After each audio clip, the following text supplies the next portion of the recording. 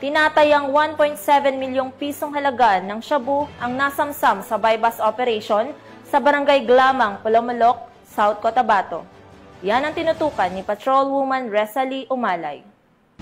Tinatayang 1.7 milyong halaga ng shabu ang nasamsam sa bypass operation na ikinasa ng RPDEU 12, RIU 12, PDEG 12 at Pulumulok Municipal Police Station. Katuwang ang PDEA 12 noong Setyembre taong kasalukuyan sa Barangay Glamang, Pulumulok, South Cotabato. Kinilala ang mga sospek na sina alias Loy, 36 anyos, residente ng Barangay Lagaw, alias Paul, 52 anyos, residente ng Barangay Sinawal, at alias Roy, 50 anyos, residente ng Barangay Dajangas West, General Santos City. Na-recover mula sa kanila ang 10 sachet ng hinihinalang shabu na may kabuwang bigat na 250 gramo na may halagang 1.7 milyon at by bust money na 14,000 pesos. Kabilang ang isang tunay at 13 peking 1,000 peso bill. Ayon sa Police Regional Office 12, ang operasyon ay patunay ng kanilang mas pinaigting na kampanya laban sa iligal na droga. Nananawagan din ang PNP sa publiko na makiisa sa laban kontra droga para sa kaligtasan ng pamayanan. Mula dito sa General Santos City, ako ang inyong PNN correspondent,